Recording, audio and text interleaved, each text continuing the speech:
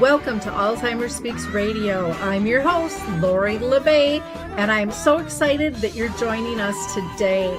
We are going to have a fascinating conversation as usual as we learn from people all around the world at all ages and stages of life. Stay tuned as we shift our dementia care from crisis to comfort. Here we go. What you think about, you will bring about. Dementia change. We will. Well, hi, everyone, and welcome back to Alzheimer Speaks Radio. I'm your host, Lori LeBay, and I'm thrilled to be with you today. I hope you liked our opening music. It's called Clarion Call by the Mark Arneson Band. They're local here in Minnesota, but you can download their tunes on any of your favorite music platforms. For those of you that are new to our show, Alzheimer Speaks is about sound information, not just sound bites. We want to have real conversations with real people. So that means people living with the disease. That means their family, their friends, researchers, singers, songwriters, movie directors, authors, anyone who has something to say in this space is welcome here, as long as we have a great conversation that's respectful to all opinions. So maybe, just maybe, you can be our next guest. Reach out to me at radio@Alzheimer Speaks. I'd love to talk with you. I'm going to do a couple of shout outs before I introduce our guests today. Two are for some support groups that I work with. One is Arthur's Memory Cafe, which is virtual. So that means anybody, anywhere can participate with us. We meet the second and the fourth Wednesday of each month at 1 o'clock Central. So that would be 2 o'clock Eastern, noon Mountain Time, and 11 a.m. Pacific Time. And we have a great group who's been meeting a long time. They chose during COVID not to get back together because they didn't want to have to pull back if things got worse. So we have just stayed online and continued to connect and have fun and build camaraderie and support one another. So again, you are more than welcome to join us. And that is sponsored by Arthur's Senior Care.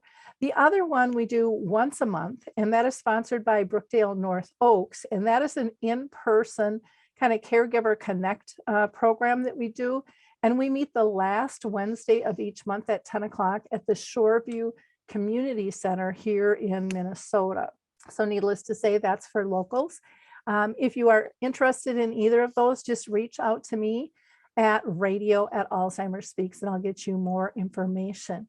And for those of you who haven't checked out Dementia Map, our global resource directory, please do so. There are tons of great information and support and services and products listed there.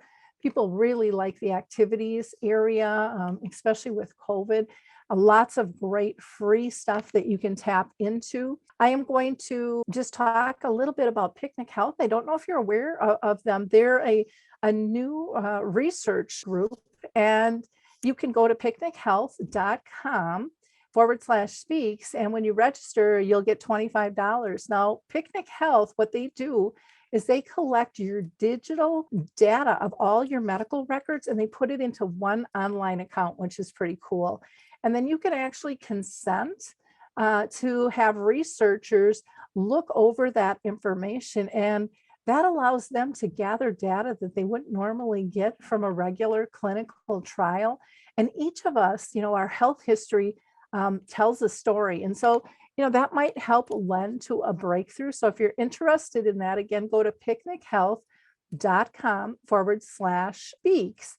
And you can also do this for, a loved one or a client that you are working with, as long as you have the legal capabilities to sign for them.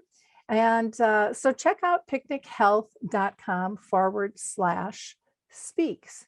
We're going to hear from the Footbar Walker, and then we're going to be right back with our guests.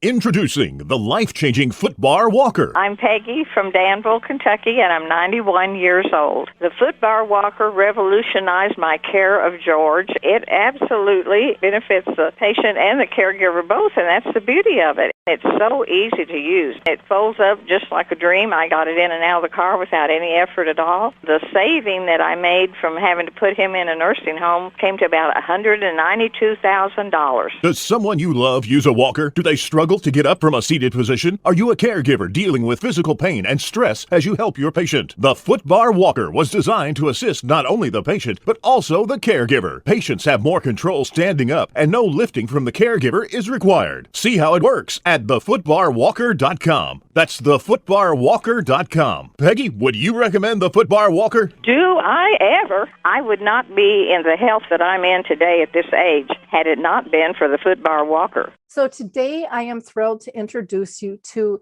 Lindsey Harbison, Executive Director. She is the Assistant Residence in New York, and she's often the first person that families meet upon their introduction to the 80th Street residence. Lindsey has actually been with the company for 15 years, which is pretty much unheard of these days, and she has helped hundreds of families navigate that difficult process of making a move from one's home into a community. So Lindsey, I am just thrilled to have you with us today. Ever since we talked the first time, I was just like, oh my gosh, I can't wait to have this conversation, because it sounds like you guys are doing a lot of cool things at the 80th Street residence.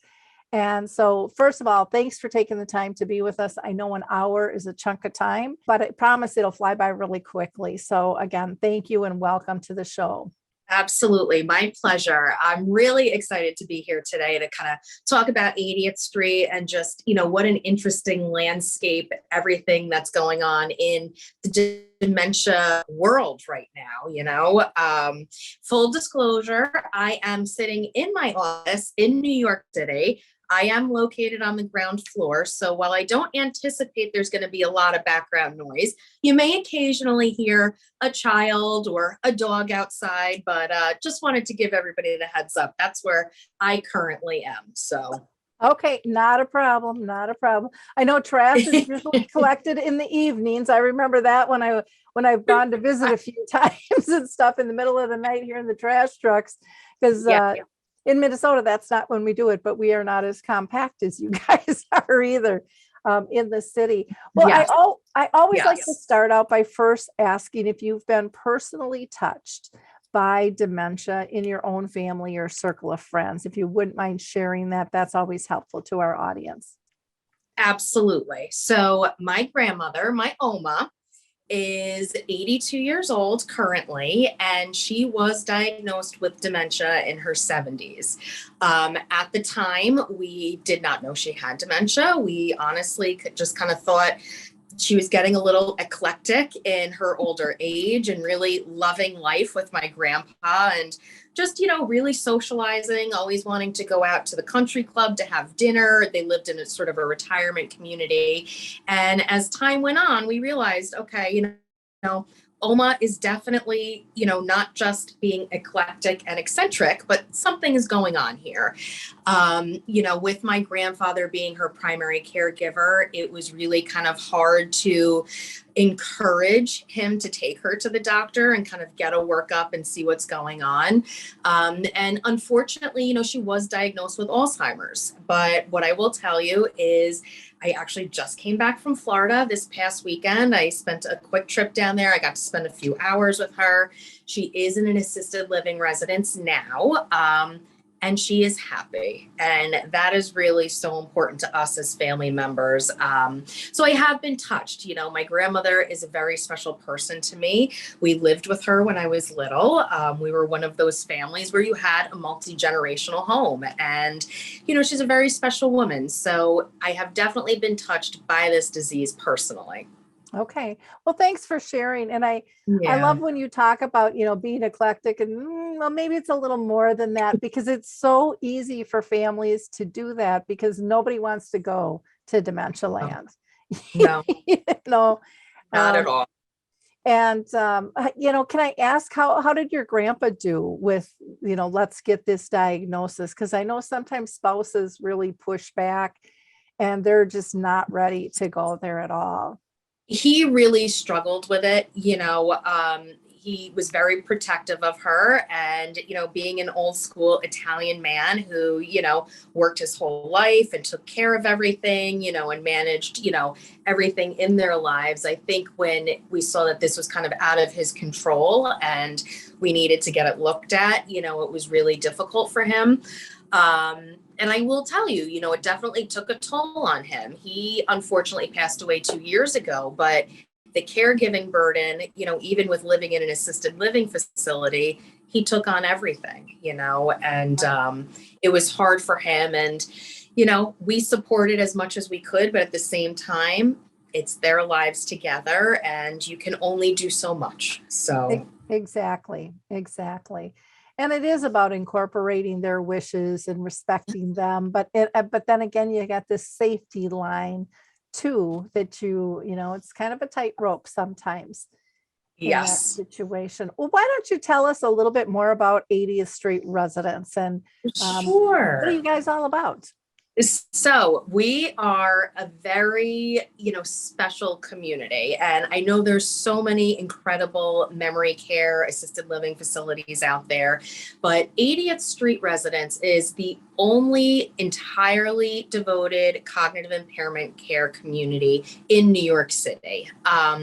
All we do here is support individuals living with cognitive impairment, different diagnoses, everything from mild cognitive impairment to Alzheimer's disease to we even have residents with Parkinson's disease dementia, Lewy body dementia, and even vascular dementia. So we're really looking at a population of individuals living with different types of dementia and cognitive impairment. And what we do here is there's about 70 residents living here. So it's not a huge community. We are a smaller boutique kind of setting. And there's only about 8 to 10 residents on each floor here, which I think is what's really special about us, is that each floor is really set up to kind of be its own neighborhood. It's got its own living room, its own dining room, its own kitchenette, and we really incorporate the household model on each floor so that we've got these familiar spaces. Residents feel connected. They know these spaces. They know, okay, this is the living room. This is a safe space for me to sit and relax and maybe watch a program or listen to music. And here's the kitchenette. If I'm hungry, I know I can come in here and get something to snack on. And it's really nice because with the 8 to 10 residents on each floor, you are able to provide that individualized support. And I really think, especially having been at other communities as well, I think when you get a little too big, for your unit or for your population, you lose that intimate setting and connection for people with cognitive impairment. So, we have residents here. We really go across all stages, everything from, mild impairment all the way up through the advanced stages. And I think that's another thing that really kind of sets us apart because I don't know about in Minnesota, but I know, in New York, there are many facilities that when you get to a certain stage, they might say, okay, well, at this point, you really meet the criteria for nursing home placement. You need to move to skilled nursing. When we applied for our license, we really made the conscious decision to say, if we're going to have somebody moving into our community with cognitive impairment, we really don't want to have that conversation with the family down the road that, okay, well, they've been with us for however many years. Now you need to move to a nursing home. It's devastating. It's hard enough to make the move once, and to have to do it again, it's just terrible all around. So we applied for really true aging in place so that our residents, if they become non-ambulatory, if their wishes are comfort care and they want hospice brought in towards the end, we allow for all of that to take place here. So really supporting individuals across the entire spectrum and allowing them to remain here in their home throughout the disease progression. I love that concept. I talk with so many people who have had to move their loved one.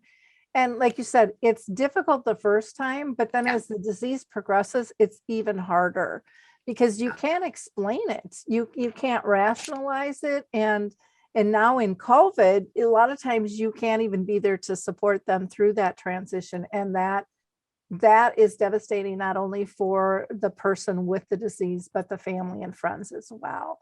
And, I think my mom Absolutely. lived 30 years and with the disease, and she lived 14 of it actually in a community. And I think she lived that long because she felt part of the community. Yeah. Yeah. versus having to start all over again. You know, you got to learn the clicks and the routines and the personalities. And even if someone's in their end stages and they can't participate in some of those things that I just said, psychologically, they still are processing all of that stuff, that it's not the same. And why am I here? And this doesn't look right. And, you know, where's the person who used to take care of me? And, you know, all of those. I mean, just think how scary that would be. It is. You know, it's interesting that you brought that up. It's, you know, we really rely a lot on feelings. And, you know, I'm going to sound weird when I say this, but there's a certain vibe in 80th Street, and it's a certain feeling that you have, whether you're on a floor with more independent residents or on a floor for residents who are in the more advanced stages. There's just a feeling you get in this building, and it does continue throughout the entire space. And it's really important to have that. And it really helps the individual, because even if they may not be able to verbalize how they're feeling, they can still get that sense of security. It feels the same throughout the building. Yeah. Well, I love that, you know, being feelings focused, or what I call it emotional based care. And we hear a lot about person-centered care, but what I found, person-centered care has gotten overused and underdelivered, and it's really task oriented, much more so than making somebody feel at home. And I know there are people out there listening probably wanting to slap me upside the head going, that's not true for us. But for the majority of communities and businesses, I think it is. And granted, there's exceptions to all of that, but I don't even like using the term person-centered, because I think it skews things to a to-do list, which again, gets people focused on tasks. I like to use the relationship based, but I love the feelings focused, because that's the key to happiness for all of us. It How is. do you feel? Yes. You know, people feel comfortable? Do they feel safe? Do they feel included, part of the community? Are they engaged? Those things are huge. I mean, when it comes to caring for me later on down the road, those are the things I want people to focus on. Not does she look great and are her teeth brushed, and not that those things aren't important, but I want my comfort to come first. Yes. And, you know, I think that's a lot of the struggle that some families face sometimes. I think a lot of times, you know, families want to know that their loved one is getting the very best care, which is true. You know, it is happening. But there are also going to be times where they're going to say, well, why aren't they at the holiday concert? Well, you know what? We tried to go to the holiday concert, but your brother, your mother, your sister, they were not feeling it today, you know, and we have to get to know the resident and really meet them where they're at, because there are going to be times they're going to love to go to the holiday concert and sing along to every song. And there are going to be times where, for whatever the reason, it's just not right for them at that moment. And we have to respect that. We have to rely on what they're telling us too. Well, and I think we have to think to ourselves, you know, like a lot of times people are like, well, why aren't they dressed today? Well, how many times have you stayed in your jammies or not taken a shower because you just didn't want to? You just wanted one day to binge watch TV or do whatever. They have that same right. And, you know, even though events are fun, they can get scary for people sometimes with dementia. You know, what they hear is different than what we hear. And those sounds can be way louder than what we hear, or the flashing lights, or, you know, all the changes that are the movement, all of that overstimulation can, you know, for many just be way too much. And so understanding that is really important. And I think it's important for families too, even when they do family gatherings. You know, we used to do them. We used to take my mom out and bring her home. And that worked great for a while. But then her home really turned into her community. And so she wasn't as comfortable at my house, which was hard from a daughter's standpoint, going, oh, and right away you go to, what did I do wrong? And it's, no, you didn't do anything wrong. It's the disease. And it's not about me and my family. It's about my mom being comfortable. So then we started bringing kind of the party to her, and we did it differently. And Mhm. it worked out just fine. And, we were still all able to create memories, but it's really being conscious about that. And I think having a residence like 80th Street that really understands that and can explain that to families makes Yes. it easier for everyone. Yes. I do want to ask you, you've been with 80th Street for 15 years, which is pretty much unheard of in this day and age. Um, why? What keeps you there? There's got to be a silver bullet there. There is, I would say, I mean, especially over the last, almost 2 years, it obviously the pandemic has changed this landscape greatly. But, I would say that I have been here for so long because of who we are as a community. And when I use the word community, I'm not just talking about the residents who live here. I'm talking about their families who we collaborate with. We are partners with the families, and we make that very clear from the beginning. We don't know all the answers, but we are willing to put the work in, get creative, and evolve as we need to with your loved one to support them. And I think the collaboration is key. I think also the fact that we're a mom and pop shop. We are not part of a corporate chain. We have two private owners. It's a small facility, and we have been blessed with the ability to really bring ideas to the owners and make suggestions, and we can make changes. And, in this environment, we know that there's no cure for dementia, but we know that there are certain things we can do to enhance quality of life.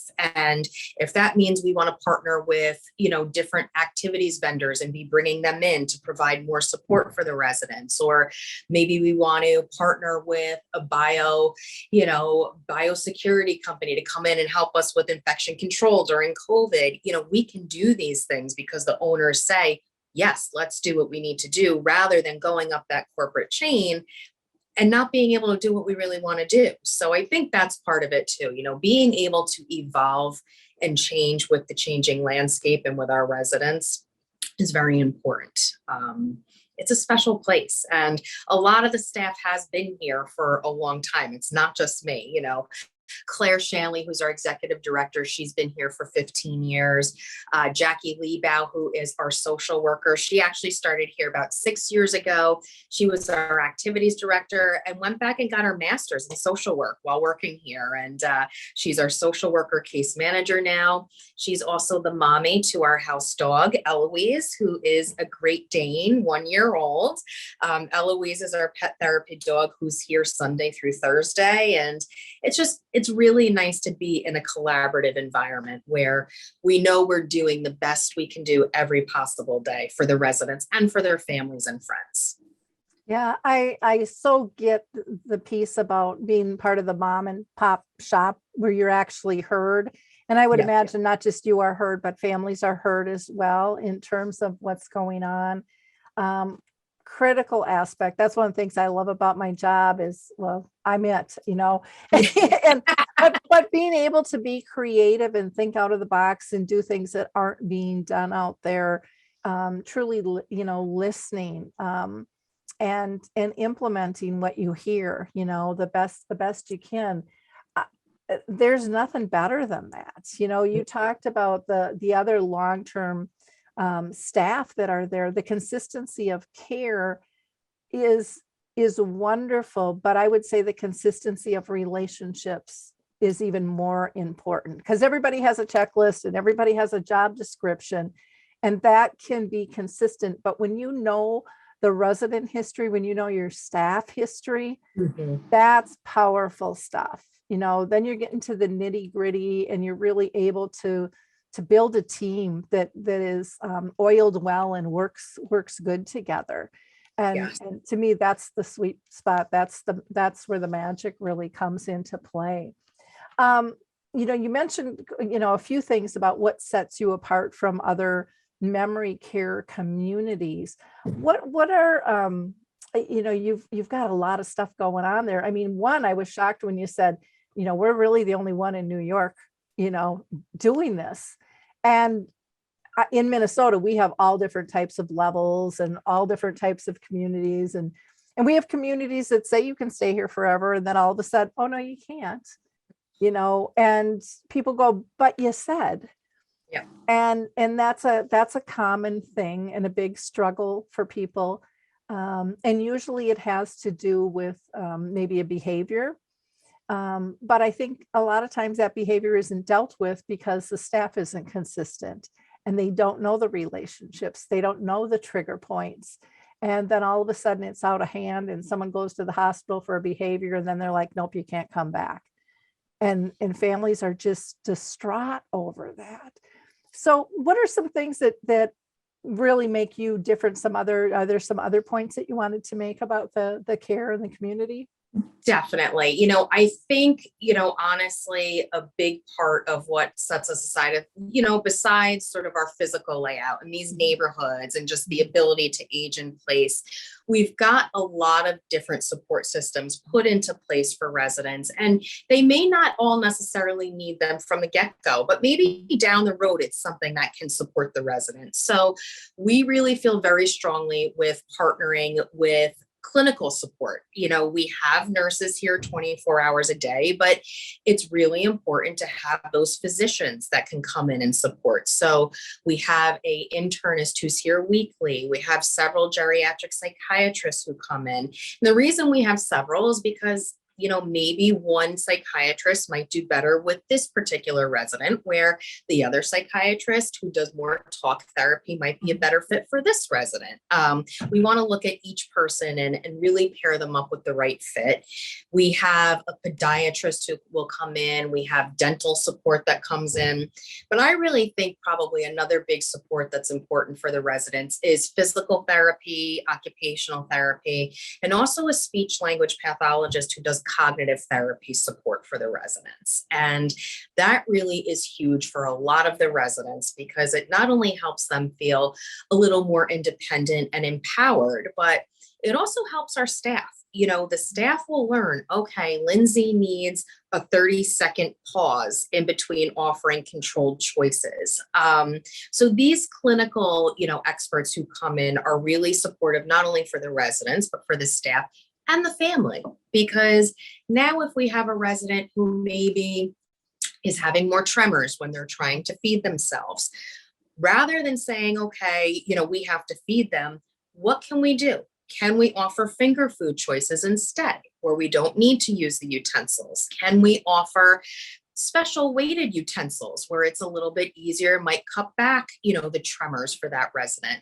It really provides us with additional expertise that we can provide to the family as well. And, not only is the clinical support important and sets us apart, but I also think the innovation and creativity among the staff. We do have a weekly case management meeting here where we all get together and we literally go through our entire resident roster and discuss each resident. And what's important for us is that, guess what? Activities is there. Food service is there, wellness is there. We really get to talk about them in all aspects of their lives. And it's a great way for us to be proactive and say, okay, well, Lindsey is, wanting to stay in bed more. This is really out of the ordinary for her. She's usually up early. She likes her coffee and she, usually starts her day. And now she doesn't want to get out of bed until 10. Well, we can report that right then and there to wellness and say, let's see, is something going on with Lindsey? Do we need a lab workup? What can we do to be proactive and avoid those trips to the hospital that we all know are so detrimental and devastating for residents with cognitive impairment? So I think the collaboration, innovation, and just constant communication is so important. And we're able to do that again because we are a small community. When you had mentioned you have multiple Jerry Sykes, I just want people in your community and others to know, lucky, because Jerry Sykes are really hard to come by. And to be able to have that flexibility within your community, people need to know how special that is. That is massively huge.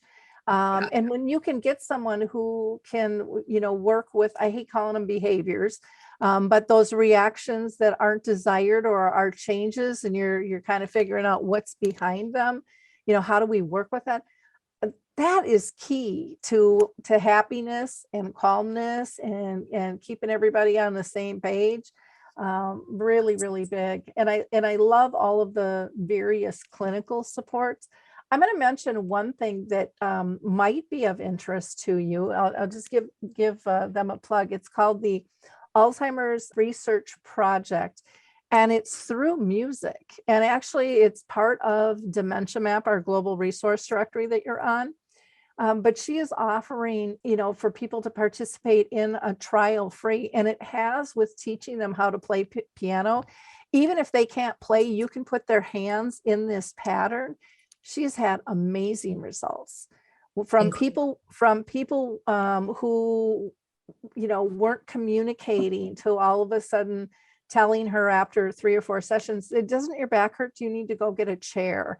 And everybody's, jaw just drops that she A, remembered, and B, said a whole sentence that was totally appropriate. Or somebody with Parkinson's who was having difficulty shaking and walking, and now they're moving around without a walker, without any assistance. And Patty Carlson, she's a very well-known, renowned writer, musician. She's produced, a ton of music for movies and things, but she's pulled back. She's in Colorado now, and she's just focusing on this. And she's had great progress with Alzheimer's disease and all ADHD, all different types of things.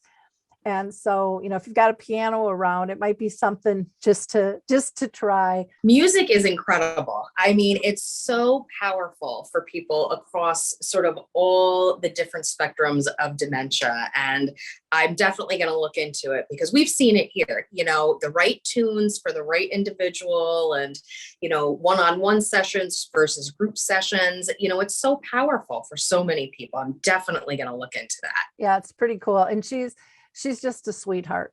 She's like, I don't know what the deal is. She thinks it's kind of almost a code for what she's having people play and how she's having them do it. But even just placing somebody's hand on and pushing their fingers down on it, they get engaged, But I think it's kind of one of the things I learned was even just taking somebody's picture, someone who was just kind of in their chair with their head down. They wouldn't participate. They didn't seem very engaged, but they would hear, cheese, and then they would look up, because that's ingrained in their past. And you can't take a picture of somebody and not be engaged. And so when I was taking pictures of my mom, I saw everybody else kind of come alive, almost like the movie Cocoon, where they just kind of all bubbled up. And, I realized you don't even have to have film in your camera, or you can have your phone. It's just that moment in time. And so there's so many little things that we can do to help people out. But I love all of the different layers that you guys have, and that you're open to changing things. Let's talk about the pandemic, because there have been a lot of horror stories during the pandemic, and I think everybody's had their own. But how have you adapted, or have you not needed to adapt the way you serve people? So we have had to adapt. We are located in New York City. So at one point in time, we were really the epicenter of this pandemic. And thinking back to March 2020, our governor at the time, Governor Cuomo, sort of shut everything down very abruptly. It was kind of like, okay, everybody's closed to visitation. The hospitals were full. It was really just unfamiliar, uncharted territory and chaos. And what we did here, luckily, our executive director had been stockpiling PPE. And at the time, we all said, we think you're, exaggerating a little here. We don't think we're going to need all this. But lo and behold, look where we are and what happened. So 2 years later. Yeah. Yes. Who knew? And so we had a lot of supplies, on hand. One of the biggest challenges for us was being closed to visitation and having no control over that whatsoever.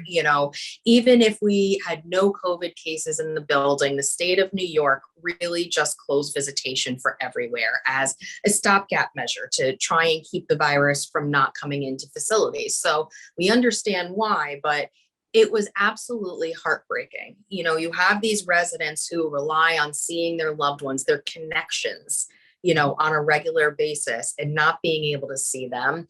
We bought so many tablets, so many laptops, everybody got well versed in Zoom, FaceTime, Alexa calls, drop-ins. I mean, really trying to make sure everyone from the caregivers on the floors to recreation, every department knows how to use these devices, because we got to set up calls every day for these residents. We got to help them connect with their loved ones. My office, I mentioned I'm on the first floor. My office became a hub for visitation. We would bring residents down here for window visits so that they could see their loved ones. When we did have COVID cases in the building, we converted one of our floors to a COVID unit, where residents were able to be there, because again, with dementia, now you have residents who may not necessarily comply with isolating in their room. And you may not have residents who will comply with wearing a face mask because they don't understand, or it feels weird to them and strange. So we really had to, get creative with what we were doing to keep residents safe and well cared for. I want to say one of the other really big things that we did that I think made a huge difference, especially for our staff, we hired a driver 24 hours a day. We had a driver go and pick our staff up and bring them home. We packed food for them so they could bring food home to their families. A lot of the kids, they weren't in school anymore. So now you're coming to work, you're in this, unfamiliar territory of what's going on in a pandemic, and you have to support your family still too. Your kids are home. They don't have school. They're on computers themselves. I mean, we really felt supporting our staff was the best thing we could do, because we just had to. We all had to come together and do what we possibly could to take care of each other in this scary time. Luckily, with the way that we are set up, because each floor is small, slowly but surely, we were able to do group dining still on the floors. We were able to do some small group programs on the floor. We did qualify for the federal program for vaccinations. So actually in January of 2021, we were one of the first facilities in New York to get vaccines. So we achieved a 100% vaccination rate among our residents and our staff. And that is that, Claire, who I mentioned before, our executive director, she said to the staff, this is your duty. If you want to work at 80th Street and you want to take care of our residents, I'm mandating that you get this vaccine. And, only now we're seeing a lot of this controversy around mandating vaccines, in the news and stuff. But at the time, we all felt this is what we have to do to keep people safe and keep ourselves safe. So we did that, and we achieved 100% vaccination rate early on in all of this. So we were one of the first facilities to reopen to visitation, because we met what was required for the state of New York. And once we reopened to visitation, it was like we could breathe again. We can see our families, because we miss them too. The staff really knows the families. We miss them, and it was important to see them. I think it was hard for many of them when they did come back in to see their loved ones and, see that there has been a change. It's been a year almost since they saw their loved ones, but, communication was important. We had weekly mailings to the families, email blurbs and, blasts, and we still had care plan meetings virtually. I mean, communication was really key for us, but, I think it made us all take a step back and really make sure not only are we taking care of our residents, but each other too. Wow. How you guys pivoted is unusual out there. So I want to make sure that people understand that as well. There are a lot of companies in our nation that thought this was going to pass in a month or two, and they didn't convert. They weren't doing the PPE. They didn't have that stuff stockpiled. They didn't institute the technology and get everybody on board. I mean, you're really the first one that I've heard say this was a priority. Everyone needed to learn. My office was used for that. We use this for that. You guys were really flexible in terms of assessing things. And I was floored when you said you had a driver. for your staff. Yes. What a beautiful way to support people, because I know, transit was kind of in a flux too. Can I even get home? Where do I stay? Now I have to go grocery shopping, sending them with food. So again, they don't have to maybe go out and pick something up other than groceries when they come home and bring it, or bring it to their family.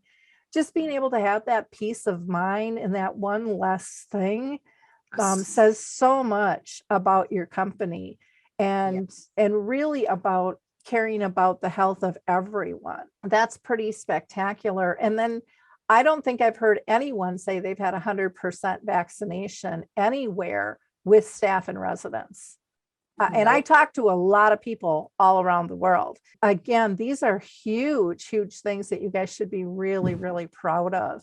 And, hopefully families and people who are considering 80th Street as a future home for a loved one understand that those are big differences. And, I could even hear in your voice in terms of we still needed to connect with these families. A lot of people, were short staffed and they didn't communicate with families, and families didn't know what was going on. And you're saying, hey, we're sending something out weekly, and we're working on all these different levels in terms of communication. It wasn't just our system is the only system. And so that's pretty cool as well with all of that. Wow.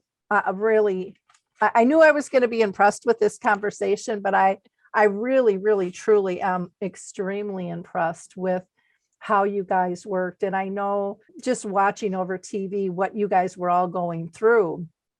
And I mean, really, the snowball hit you guys first in terms of what was going on and how serious it was. And not that it didn't out in Washington with some of the senior care and stuff, but Cuomo really was kind of leading the pack. That voice of communicating, if you like them or don't like them, or, whatever, your politics were, it was still trying to explain what's really going on and how it was moving forward. I think, leadership like that, you have to accept it for what it is. You're trying to do your best with something you don't know anything about. And it sounds like what 80th Street was doing as well, and getting really creative to make things easier on everybody. Yes, we have to. It's like we're all in this together, and we don't know what this is right now. We don't know what tomorrow is going to be. We don't know what is going to happen to our residents, to their families, to our families. Like, we're coming here every day, and that's the other thing is that, everybody else in my life was home, whether it was my spouse or my friends or colleagues, a lot of people were working remote. But when you work in healthcare, that's not a possibility. So, here we are coming every day into sort of this epicenter, and we had to take care of each other and had to keep our families connected to their loved ones. It was just the right thing to do. That's what you do when you're in a crisis. You take care of each other. Well, what a beautiful, beautiful philosophy. What are some advice you would give our listeners about struggling to make a decision in terms of placing a loved one? I know, again, that has changed even with COVID in terms of, I don't know if I want them to live in a community, and because I might not be able to check in on them. But I know some people have pulled people out of a community as well, thinking that they could care for them better, not always realizing or appreciating that they were placed for a reason. And sometimes we forget that reason until they're back home with us. So, and I know everybody's situation is different, but what are some tips that you would give families? So it's, I have always taken the approach with families, I'm a resource, yes, I am usually the first one that families will meet when they come into tour, when they're looking for information, but I really want to make sure that I'm a resource for families, because every call that I get or every tour that I do, the person may not necessarily be ready for this. Okay. And I always tell them, you will know when the time is right. You'll know. And they said, well, how will I know? And I usually tell them, you will know. It will be a couple of different things that may happen, but you'll know when the time comes. It might be that you feel your loved one might do better with a more social environment. Maybe they're becoming really isolated in staying home with caregivers. Maybe the socialization is going to be the driving factor. Maybe it is the care factor. Maybe you have somebody now who is up at night. And now if you're the spouse who's there, you're up at night because your loved one is up at night and you can't sleep. Or maybe there's another reason that the care needs better support. Maybe it's because physically this person needs more support and it's really no longer a one person assist. Maybe we're looking at a 2-person assist. There's a number of reasons that somebody will feel like, okay, the time has come for me to do this. We really don't take the approach of, well, you need to do this now, because the truth is each person is going to know when their loved one is ready to do a move like this. All we can do is support them and say to them, if you're thinking about it, this is how your life is going to be different if you move your loved one to 80th Street. Aspects A, B, and C might be better, but D and E you can do at home. So, there's always going to be pros and cons with everything. We also make it sure that families know when they are considering this is a partnership. It's a collaboration. We can do the best job we can do, but we need your help. We need to know, who was your loved one before this disease? What was their childhood like? What were their comforts? What distresses them, or, might be a trigger for distress or anxiety for them? What were some of the things that they really loved in life? And what are some of their strengths? Rather than focusing on what we can't do anymore, let's focus on, well, they can still help do this. I'll give them the broom and they will help sweep the kitchen for me, so we really want to partner with the family, because the truth is they know who their loved one is. And if we can get as much information as possible to add to our tool belt, it's going to be a more successful transition. You can't please everybody.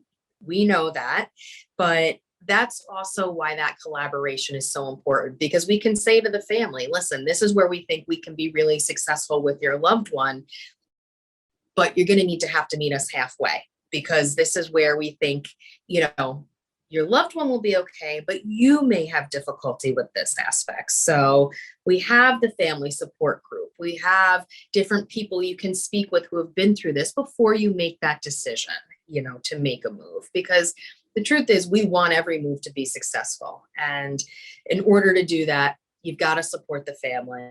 You've got to support the resident. And I think too, there are going to be cases where a social residential setting is not going to be the right fit for everybody. That's true. You can't move every resident in. And if you can acknowledge that you might not be the right fit, you should tell that to the family. You should say, I don't think this is really going to be the right thing for your loved one, but here are some other resources. And whether that is a different home care agency, whether that is a support group out in the community, or, even connecting them to groups like hospice. If their loved one is, really in those advanced stages and hospice might be on sort of the forefront, be honest with them and say, rather than moving them here to put them onto hospice, if that's what you want to do, we'll do it. But was the goal always to keep them at home? And can you do that realistically? So, I think knowing who your clients are and who your audience is and trying to help them the best way you can, that's the best thing you can do in terms of helping someone decide if they should move or not move. You got to be honest, because it is a partnership. Yeah. When you were mentioning all the different factors from socialization to level of care to, could be wandering, or, could be the care partner's health has changed too. A lot of times that goes downhill and they just can't do what they used to be able to do, and they have to take care of themselves. It could be that the support they had isn't there anymore, that they relied on to be able to do the job. There's you talked about kind of life stories and incorporating some of that stuff too, in terms of supporting, family support groups and things. And I'm just going to give a plug. I don't know if you've heard of Life Bio, but they really help capture stories, and it's an app people can download. And it's a great tool, not only for families to engage, because sometimes they're like, what do I say, family and friends, they don't know what to say, but it's also a great tool for staff to be able to get that history out and to be able to record things. And that might be something too during COVID that can help families know that you're engaging, you're learning about them, and then you're sharing some of those stories, with them as well. There's just so much that we can do and that we need to do differently. Do you guys do respite at all for families that maybe want to test it out or need a break? Or So we usually, if we're going to do, we usually call it a trial stay. We don't call it respite because sometimes people will call and say, oh, well, can we do respite for a week? And we just feel like that's not fair to the individual, to be honest. Take a resident from their home environment, bring them to a facility for a week. It's going to be distressing for them. They're in an unfamiliar environment, strangers are around them. And by the time that they start to sort of have a rhythm in this new environment, then they're going back home. So we've always said to families, if you want to try and do a trial, we are open to it, but we would always recommend at least a month, because we feel that a month is usually the time frame when you see somebody really truly start to sort of get into their new routine. They've adjusted to the environment. And then I feel families can also get a good snapshot of, okay, you know what? This is working out how they said it was going to work out. And you know what? This really is all true what they said. They've had more time to realize who 80th Street is, the staff, the care. And I think at that point, they can really make that decision of, okay, do I want to do this long-term, or am I ready to bring my loved one home? I think it's more of a fair assessment after a month. Yeah, I would agree, month, even 2 months for some people to adjust, but you have to let it play out, because it's going to be hard on both parties, especially if they're let's say an older couple and they've always lived together maybe for 60 years or something like that. That's going to be traumatic on both, but getting into that rhythm and learning to trust that someone else can care and allowing them to kind of get back to their relationship level can be a really, really beautiful thing. I know with my mom, when I was in residential real estate for 25 years, and I always helped people transition. And it was really easy for me to do that with others, and I could talk very confidently. And then it was time for my own mom. And I'm like, well, no, I'll just keep her with us. And I turned into a typical daughter. And I remember my dad ended up getting sick, and he had brain cancer, but he took a fall down 2 flights of steps, and he had to move into a nursing home, and he couldn't live on his own anymore. My mom, of course, moved in with us because she couldn't live independently. And about 2-3 weeks into it, my mom, who couldn't pick out if she should wear snow boots or flip-flops for the day, woke up clear as a bell and said, I want to move into the nursing home. My jaw dropped down to the floor going, but that's not the plan. The control came out of, we met with the financial planners. We met with everybody and their brother. We discussed this, why do you want to change plans? And she said, in just this calm, loving fashion, we've been together 49 and a half years, Lori, and I'm not leaving him now. And my heart just melted. It's like, one, how did she remember that? And, it was like, okay, I'm going to make this happen.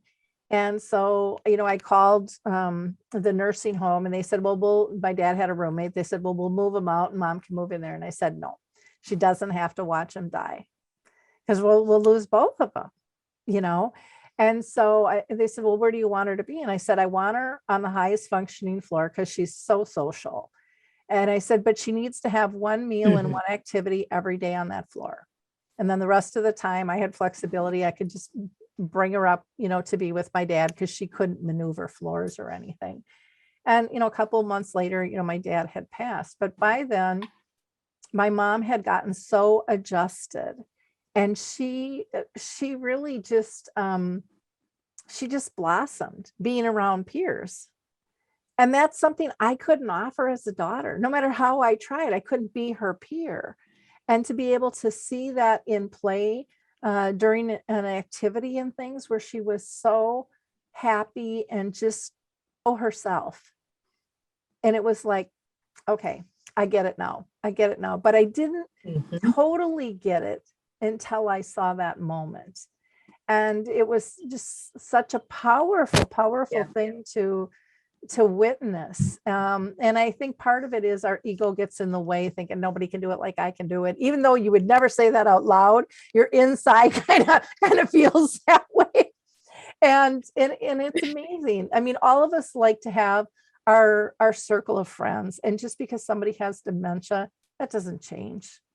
It doesn't change. No. And my mom felt all of the staff were her friends. They weren't staff, she would go for a walk and she went for a walk with her friends. Yep. She had dinner with her friends. It was just a really, really nice, peaceful thing that calmed my heart. And it was at that point that I could really be a team member with where she lived, instead of going and looking for a problem because I have limited time and I got to make sure mom's life is good. So the only way to do that is to look for the problems. So I look for the problems, I'm going to find them, Yeah. but I Yes. wasn't looking for the good things. And that made a whole switch mentally for me to really look at the world differently and really look at, was my mom happy, safe, and pain-free?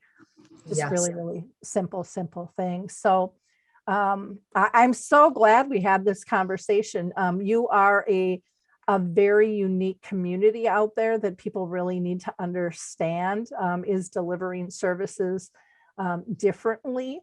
Yeah. Walking your talk. With some communities out there, they have the talk down, but they're not walking the line of what their services are. And I know it's a complicated time. And but when you have, and I have to say kudos to the owners for Yes. really getting it, and understanding that care is important and the levels that go into it and the voices that all need to be heard. Yes. And then taking action, not just saying, yeah, we'll listen, but we're not gonna do a damn thing about it. Well, that's it. I mean, to be able to have the owners that we have, Wayne Kaplan, Larry Moorhead, I mean, they are incredible to us. And I truly believe, 80th Street would be a great residence, but not as great as it is without them. Because like I said, it's all about innovation, it's about change, and it's about supporting one another. And sometimes when you get that chain or that corporate facility, you don't have the ability to do that necessarily. So we are very blessed, and we know that, we're very lucky. Yep. I totally agree, because going up those levels, and then a lot of times you can't pitch your project or your thought. And, it's kind of like playing telephone. It's like, well, that's not even what I was talking about.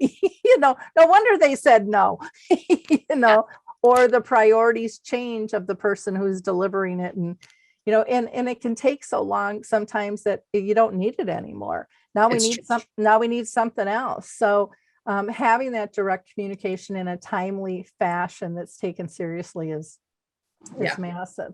Now, people can get a hold of you through your website, which is 80th, and that's 80th, 80thstreetresidence.com, or Correct. your email, which is LHARBISON@80thstreetresidence.com. And is it okay to give out your phone number? Absolutely. If anybody ever wants to call, questions, whether it's about 80th Street or anything else, like I said, I love to be a resource for people. It's 212-717-8888.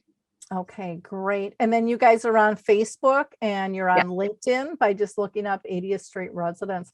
Well, Lindsey, thank you so much for your time today. I learned a lot. And I have to say, as a professional in the industry, you and 80th Street have given me a lot of hope. Oh, thank you so much for that. It really was an honor to be here today with you, Lori. I love what you do. I mean, you're really making such a difference in this community and this field, and people need it. People need the support. So, I'm really happy to be able to be on here with you. I love what you're doing, and hopefully we'll chat again one of these days. I would love to. When I'm back to travel and come out to New York and take a peek Yes. at what you're doing and see it firsthand, because it sounds absolutely amazing. So again, thank you from my heart. Appreciate it, and have a wonderful holiday season. You too. Thank you so much. Take care. For our listeners, please like, click, and share. Don't keep this information private. This was really important stuff that we talked about in terms of doing business different and really incorporating the resident, the staff, and the families in terms of working as a team through some really difficult times that, some companies haven't managed well out there, but this is really kind of a stamp of excellence that people need to look at and maybe try to incorporate in their own companies. And, if you're a family going, I'm not a company, but you might be dealing with another company that could learn about the examples that 80th Street has set. So check them out at 80thstreetresidents.com. They're also on Dementia Map. And if you want to reach out to me, maybe you want to be our next guest, just email me at radio@alzheimerspeaks.com. Till next time. Thanks so much, everyone. Bye-bye.